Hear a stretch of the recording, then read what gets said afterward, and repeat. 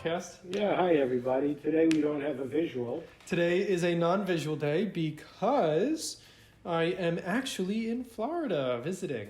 So I didn't want to have bring a whole like setup and a whole rig. So we're just recording it via our phones. And that's another thing as well. The audio may sound different because I'm recording this on two phones and then syncing them together afterwards in the editing software. So let us know how it sounds, if it sounds better or different. It's definitely going to sound at least somewhat different because we are in an echoey room and obviously the phones. But no, I'm excited. I'm excited for this episode because we've got some good stuff to talk about. And so I guess let's just go into the first one, which is something that you brought up the other day and wanted to persist into the podcast, which is... I am a former educator, and in Florida, they're going to try to prohibit, or they are going to prohibit, with the new bill, teachers talking to students grades K through 3 about anything regarding homosexuality. And to me, the headline should be, is gay a dirty word? And I had split viewpoints on this. I've been retired 22 years, but in my day, you couldn't even say the word sex as a teacher without getting a letter in your file. And it was all left up to the parents, and if the parents didn't do a good job or didn't want to do the job, the kids didn't know anything about sex. Or as we used to say in the education world, they didn't know shit from Shiola. And now we have this new bill being passed, and You can keep going. I definitely believe that children should, K through 3, be exposed to the terms gay, LGBTQ, or I got the letters probably... You got them, they were just in the wrong order. In the wrong order. But my reason for that is this, and a very intelligent young lady discussed it with me, and I was a little confused as to should the kids K through 3 be taught about gayness, and it's not a disease. Disney shows the princess kissing the prince. It shows men kissing women. What's wrong with them showing women kissing women, men kissing men? I mean, love is life. There is nothing wrong with two people loving each other. And if the curriculum is set up properly and the teachers can teach it properly, then children should be aware that everybody is different. And there's nothing wrong with being different. And I know there's a lot of people who say, let the parents teach it, but a lot of the parents are influenced by religious backgrounds, and our esteemed governor in Florida is influenced by political backgrounds. What's your opinion, Peter? So it's interesting because I didn't realize you shifted on this. We were talking about this yesterday, and you had different perspectives on this. So it's interesting that you have it on this way now. I agree. I think it's completely and utterly okay to teach that. If anything, I think it's even necessary to teach it, because something that I find very interesting when it comes to people debating about stuff like this, we shouldn't teach kids about the LGBTQ community. Meanwhile, we're teaching them about wars. We've got so many other examples that counteract that argument. Disney is a perfect example. Every Disney princess film ends with them kissing. Why is that okay? Because mommy and daddy kiss. Okay, great. So what is the difference between mommy and daddy kissing and then daddy and daddy kissing? Would love to know the difference. The difference is you aren't comfortable with it. So it's your opinion. It's not factual. There's nothing factually wrong with that. It is opinion-wise, you are uncomfortable with that. And at the end of the day, just because you're uncomfortable doesn't mean your kids have to be.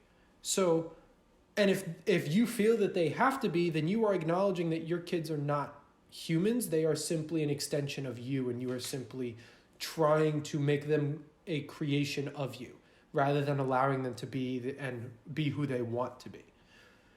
So with that being said, I think education in the LGBTQI plus community is very important, because it's not only part of our history, but it's who people around us are. And, why does everything have to be only about a certain group of people to learn? We're already whitewashing history as is. Okay, we get it. They're taking away the Trail of Tears. They're taking away half the crap I learned about in American history is, first of all, propaganda, because we don't even learn about it properly. The world wars and other wars that occurred, we don't even learn about them properly. We learn about them from the American perspective. And then American history that happened, civil wars and such throughout history, we're not even learning about properly because we're getting it from the victors and the white people. We're not learning about it actually. Wars that were very happy are actually very gruesome. People that we revere in history are very deeply racist. Regardless, I'm going on a fun tangent. I think it's very important that they learn this type of history. The problem is, and this is something that speaks to a wider issue, we do not have a centralized form of education. So, like currently, there are people in the Midwest and in the South that are not teaching literal chunks of American history. Meanwhile, we learn about a bunch of crap on the coastal side.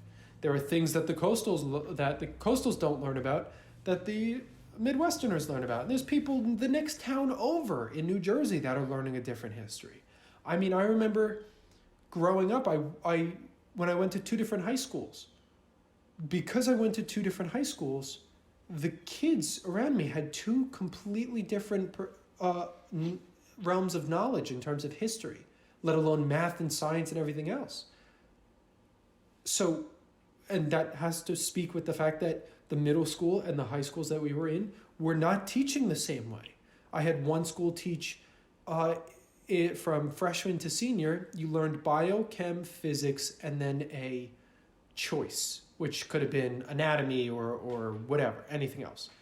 I had another, when I went to my second high school, it was the reverse. Freshman year, you got to pick, and then you took chemistry, and then bio, and then physics.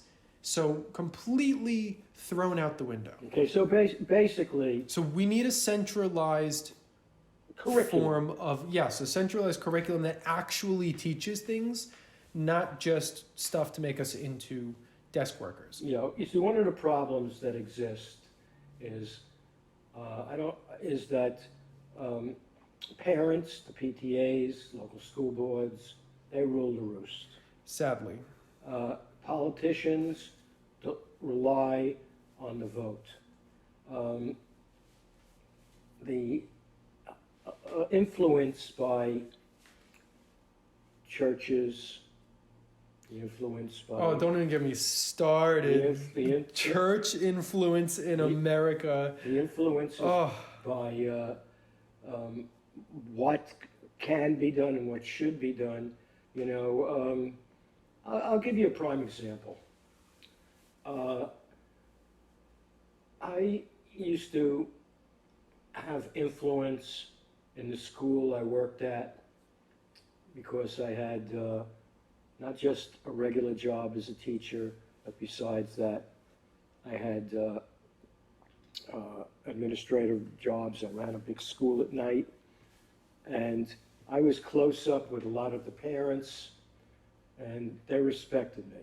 So I felt I was above the guidelines sometimes, and sometimes I would drop the word sex, or if a kid came over to me, Mr. Firestone, blah, blah, blah, why do we have babies or older kids? A case in point, a 14-year-old, even though we're talking about K through 3 on the new bill. Well, the new what is the Florida bill? Yeah. Yeah, the new Florida bill specifically covers K through 3. Right.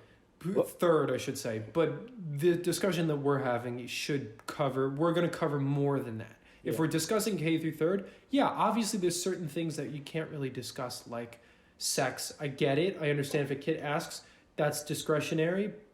But the point is, because I had some influence with the parents, because I went to PTA meetings, I ran a night center. They respected me more than the average teacher. Not that the average teacher didn't deserve respect. And I figured I can't get into trouble. Well, you know what? I got into trouble yeah, because I interceded in certain cases, like a young girl coming over to me and telling me she has a problem. She was in the 6th grade, but she was pushing 14 because she came from Puerto Rico and she was held back because of language difficulties. right. And the stock answer would be, well, you got to go see the guidance counselor, who she wouldn't talk to because she was in my class. She felt comfortable in my class. And first statement by me would be, have you spoken to your parents about it? And she said, no, I can't. Have you spoken to a religious leader about it? I didn't know what her religious... Right. No, I can't. You know, I'm not quoting verbatim. No, of course.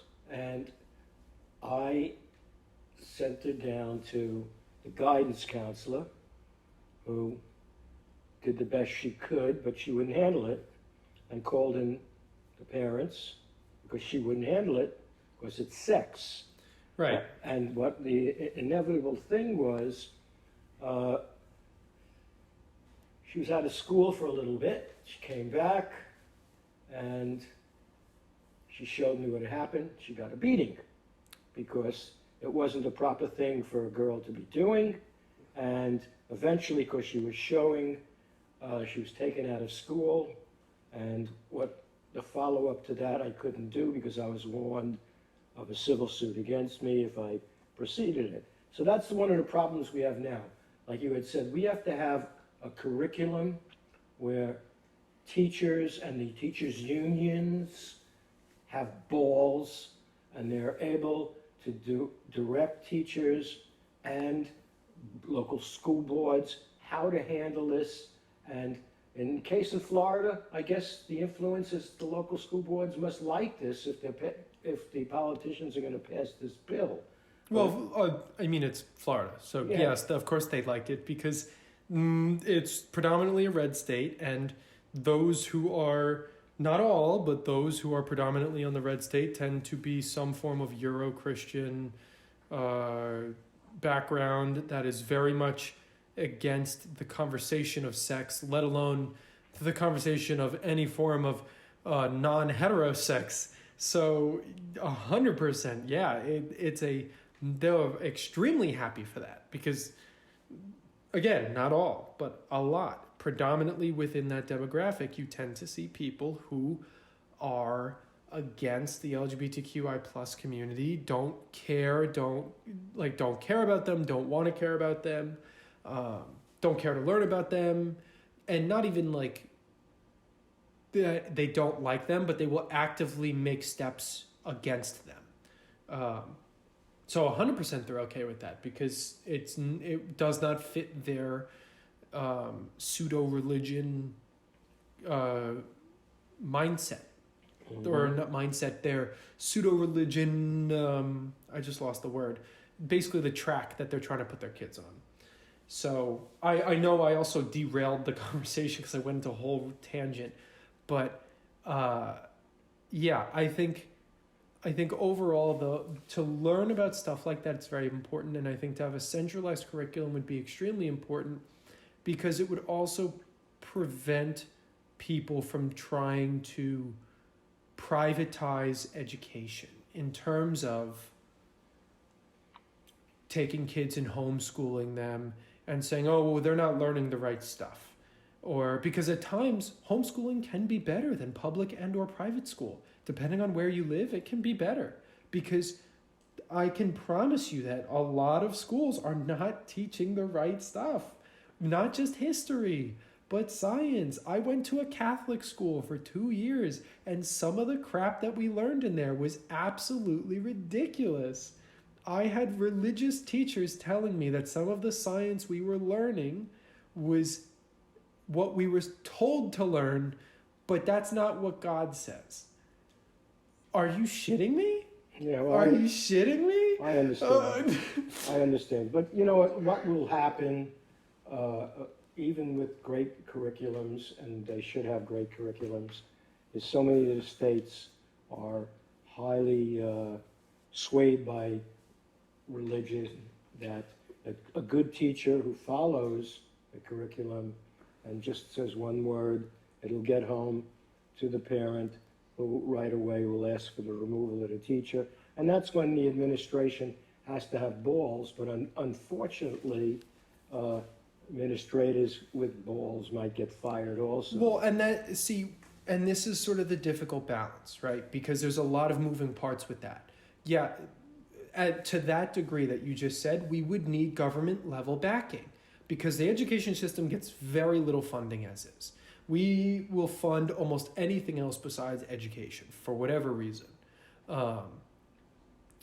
With that being said, it's a very difficult balancing game. How do you create a centralized form of education in this country where you have government backing, where it doesn't become corrupted political propaganda? You can't do that. It's just not, it doesn't work that way because you cannot guarantee that the government will successfully regulate, let alone provide the proper education within this government-funded, government-observed, shall we say, education. So, okay, great. If we can't trust the government, then we have to leave it to the states. That's what we're doing right now. We can't trust the states. So how the hell do we get a proper education? We can't. We can't successfully in this country. It's a very difficult conversation. It is. Because it's just... Yeah, too many spoons in the soup. Yes, too many spoons, too many fingers in the pie, too many hands on the car. And, also, Peter, there are a lot of young kids. Initially, I would say they wouldn't understand when you tell them, talk about being gay. But you know what? Some of these young kids feel different. And they know something is not the same inside of them. Well, but that's important. Yeah. That's representation. Let me just finish. And they should know it's a possibility they are gay and there's nothing wrong with it. Correct. And at least they learn about it. And if they can go home K through 3 and say to their parents, in school we learned about the gay community and gay families, and Mama, Dad, I feel like I'm different. Right. Well, and, not to mention that would help overall mental health of a significant portion of people because it shows representation for them. But at the same time, this is a similar conversation for Black, Indigenous people of color. In terms of movies and televisions, we've only recently started seeing more of these types of people in lead roles.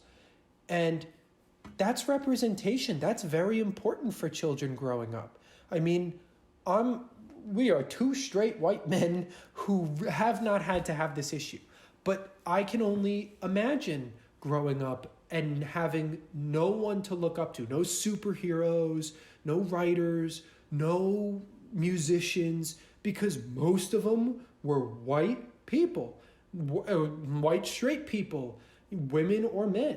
Obviously we had Black, Indigenous people of color that were of famous musicians and artists and whatnot, but to the degree that white people had, the representation is outnumbered 10-1. So specifically in history, it's also important to recognize these things, to show that plus is not something we just discovered in 2010 and decided to roll with it. People have been doing this for centuries. It's not an issue. It's only an issue because we have a bunch of elderly white people who are really stuck on their religion. And let me correct myself. It's not just elderly white people. It's elderly over-religious people, because there are plenty of Black indigenous people of color as well who are very stuck on their religions that are archaic in the sense of being against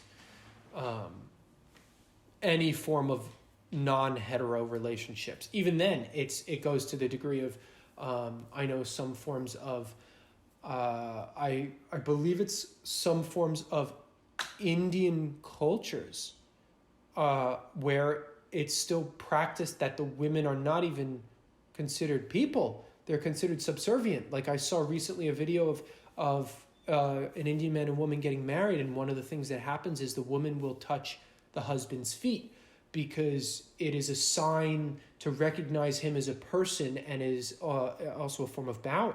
And in the video, he touches her feet as well, which is something a man never does in these marriages because he is recognizing her as a person. So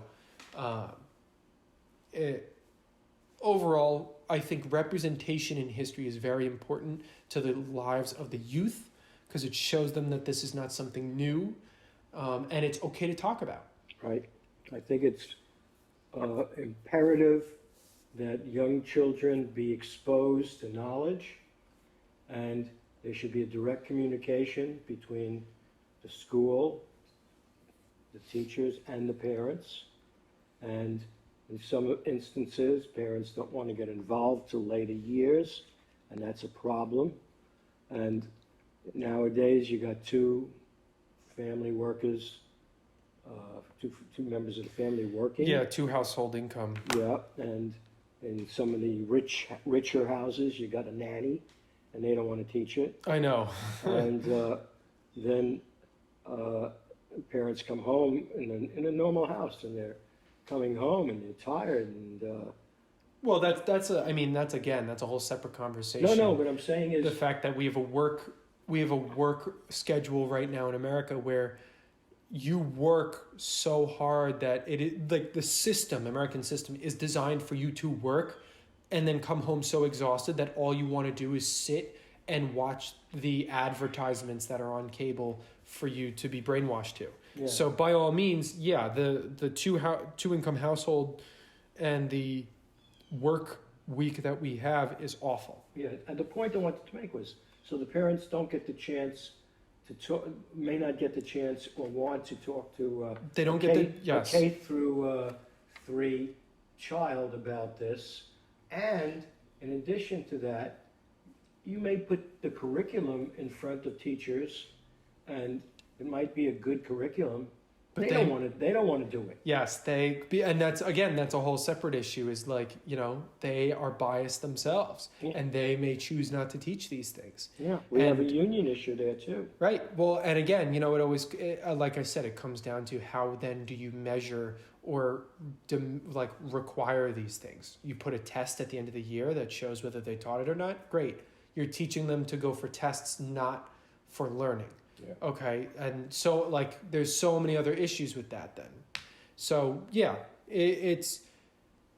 Yeah, I think the bill itself that specifically started this conversation that's occurring in Florida is idiotic and obviously religion based, and it sucks. It sucks completely because it'll probably go through because this is that kind of state, but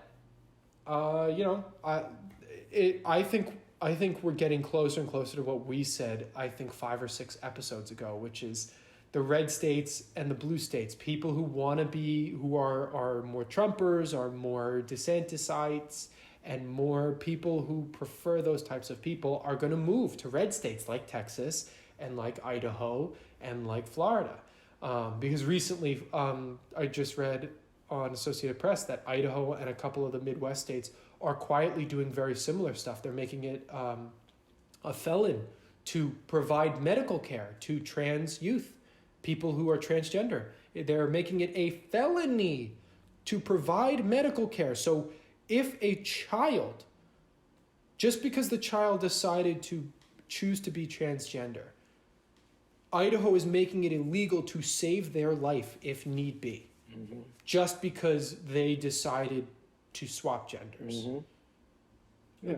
And that expands the conversation even further, because if they claim it's for religious purposes or whatever, or if these people at all claim to be religious, they are actively choosing to kill children. Yet these are people who are pro-life. They're pro-life, but yet they are making a law that outlaws these children from getting medical care.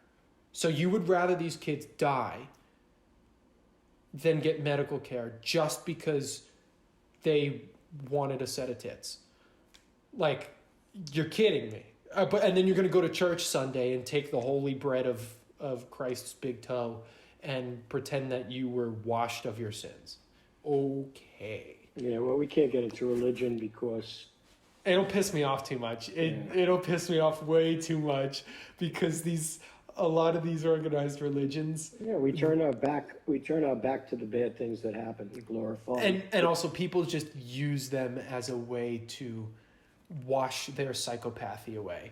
Yeah. So I can't get into that. I'm gonna swap the topic very quickly and briefly to something we heard recently, which is Tom Brady's coming back. Oh my God. I'm not a huge sports fan. I just thought it was something interesting to bring up. Because so it was very interesting. He was going to retire. He retired, and it was funny because apparently someone called out before he even called it out that he was going to retire. Someone said it hit the news, and then like a couple hours later, or like a day later, he's like, oh yeah, I'm actually retiring. He confirmed it. I think part of the reason he's coming back, I think it's because of that. I think it's because he didn't feel satisfied with the fact that he didn't get to announce his retiring. So he's like, fuck it, one more. And though he may love the game and whatever, I think that, in my opinion, 100%, I think that's some of the reason why he felt unsatisfied with his leaving. And so his desire to come back sort of strengthened, and he wants to maybe toss out one more season and see what he can pull out of it. Yeah, I have an opinion, right or wrong, because I'm not privy to the information, but he ended the season with the best season he's had, and he fell one game short. Yeah. Going to the championship game. And that, on any athlete, whatever age, just lingers. That's true. That's very true. And I thought definitely once he retired, he was finished. And my opinion is this. Look, he's going to get millions of dollars. He's still under contract. Yeah, I know. He's still under contract. He's going to get tons and tons of money. Yeah. Tampa is my team. Yeah. Is that where he's going, Tampa? Yeah, he's going back to Tampa. And everybody's delighted about it. But I have mixed feelings. My feelings are that, we'll do better with him. He's, I think, 40. He's going to be 46. And there has to come a time where you have a replacement. Put the ball down. Put the ball down, let's get a replacement. But in this day and age, they don't work on replacements so much.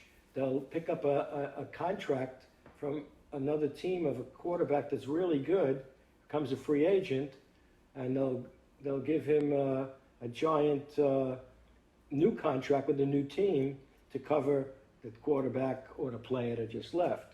So I'm happy that he's coming back.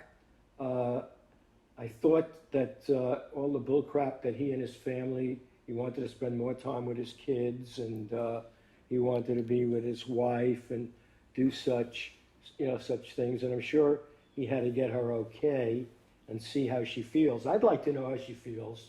Yeah. There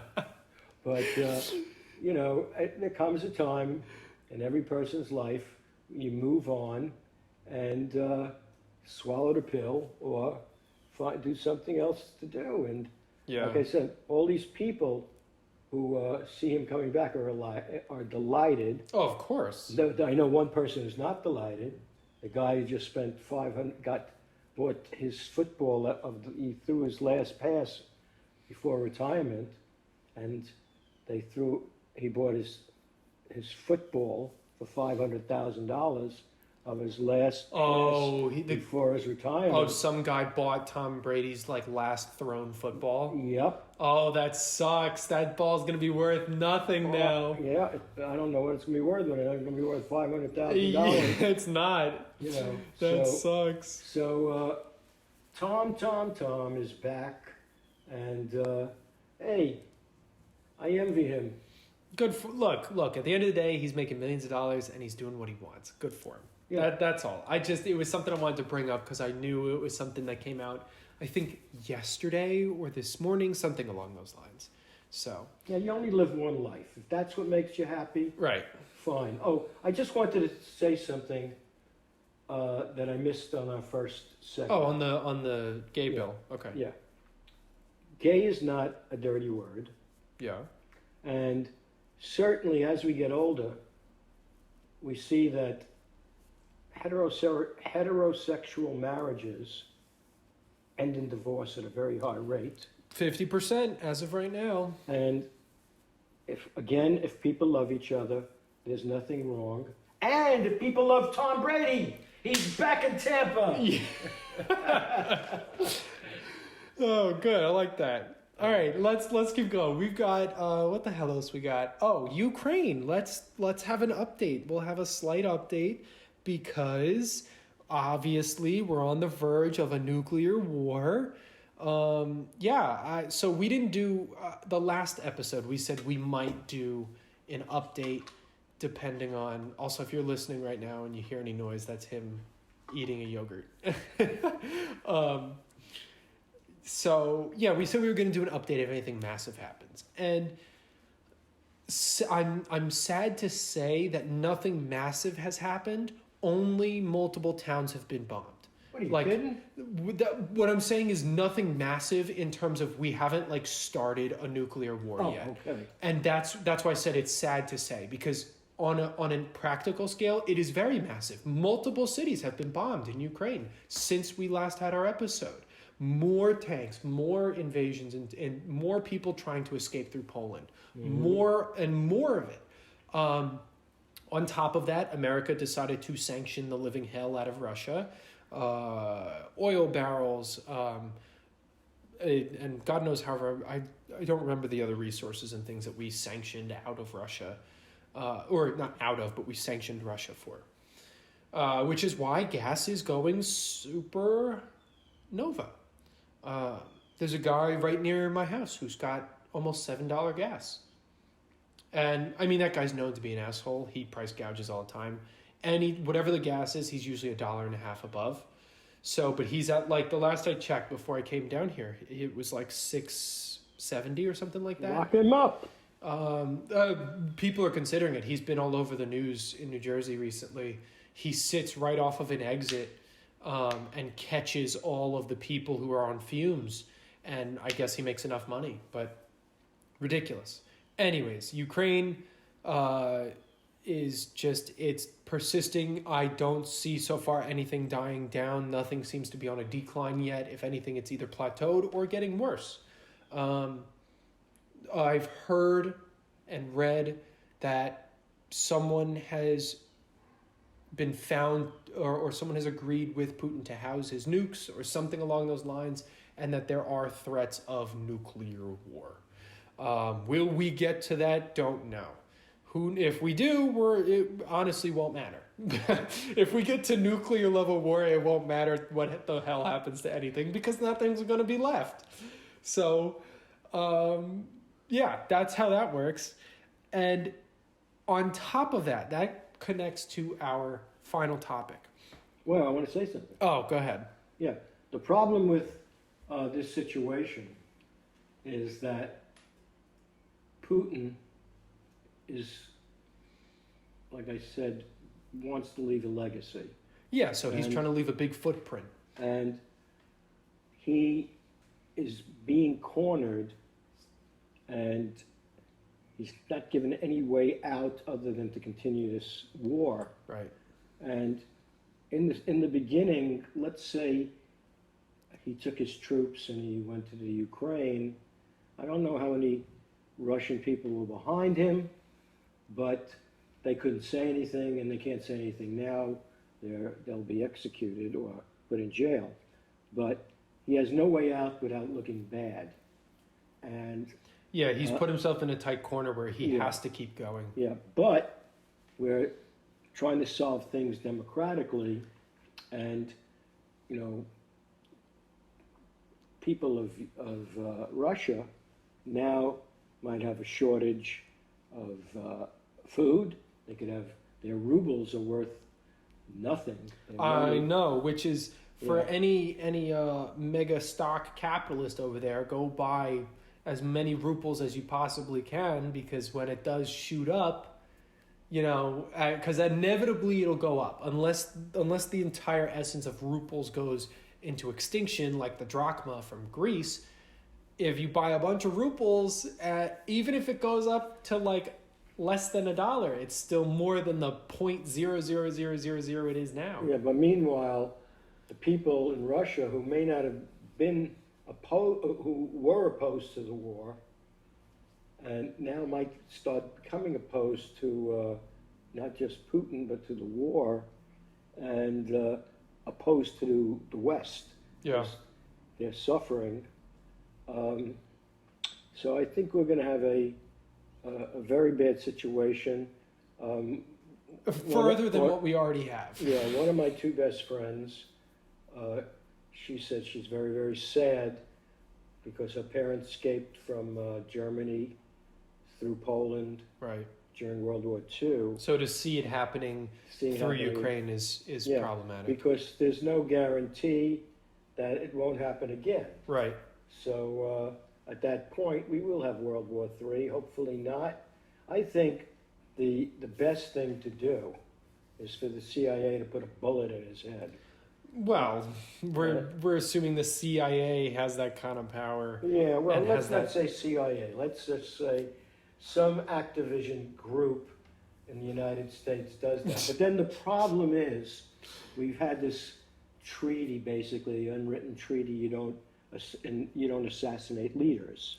Well, right, Yeah. because then we'll start getting we'll get another John Wilkes Booth and Or what we could do is get 2 6-guns, give it to Donald Trump, have him go over there because he says he can solve the situation, and it wouldn't have happened under him, and have him talk to Putin. we'll hide it in his hair. Yeah, I think we could do that.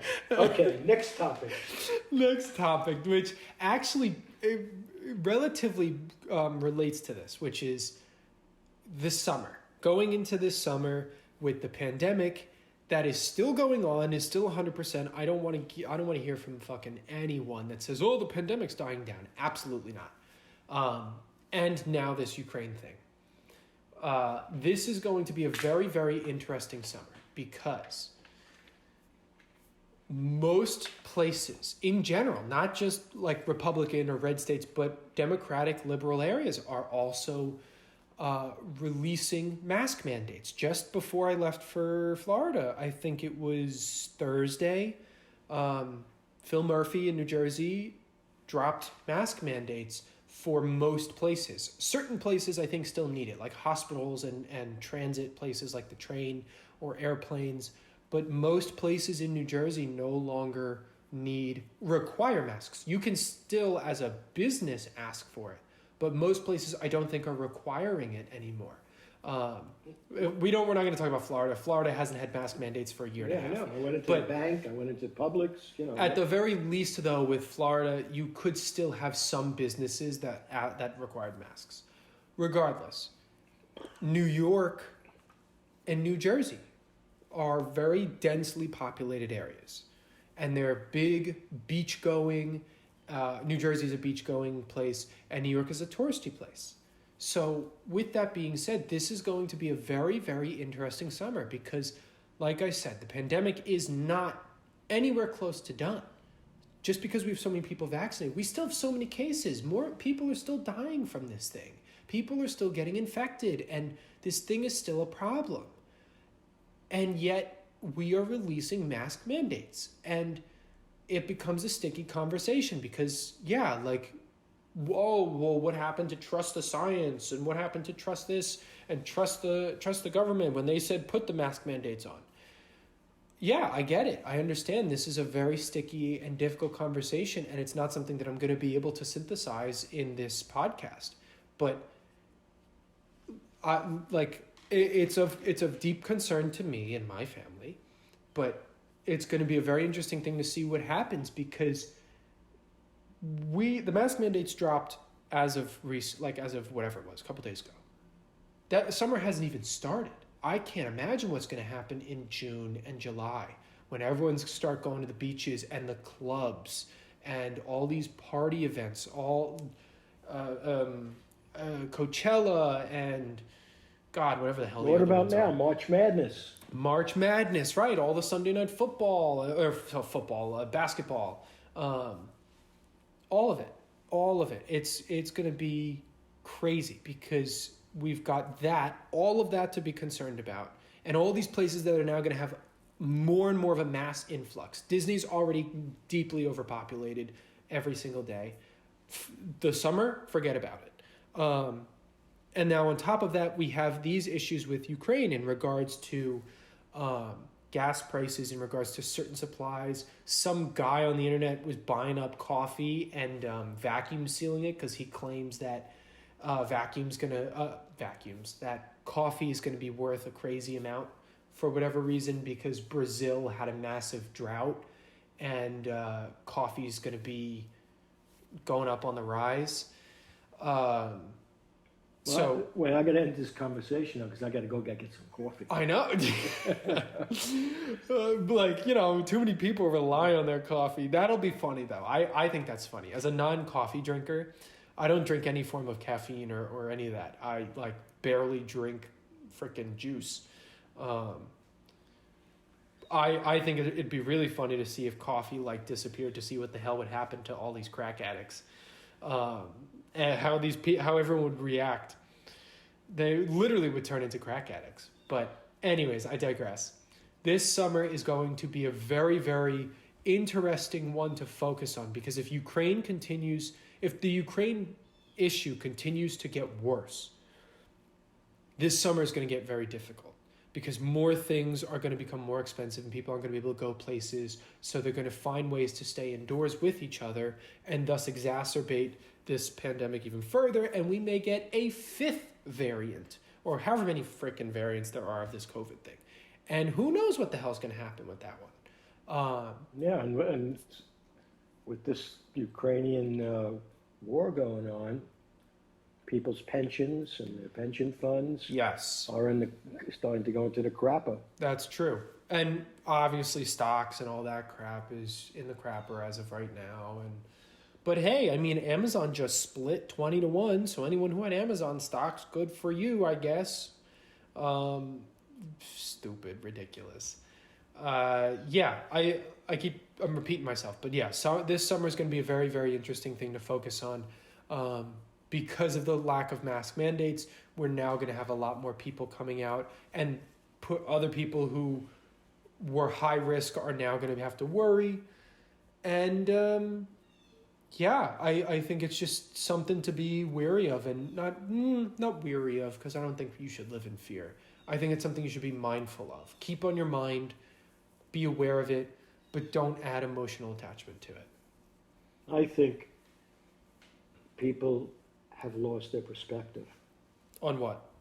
On how to protect themselves. We know we've been vaccinated 3 times, and we feel we could do whatever we want.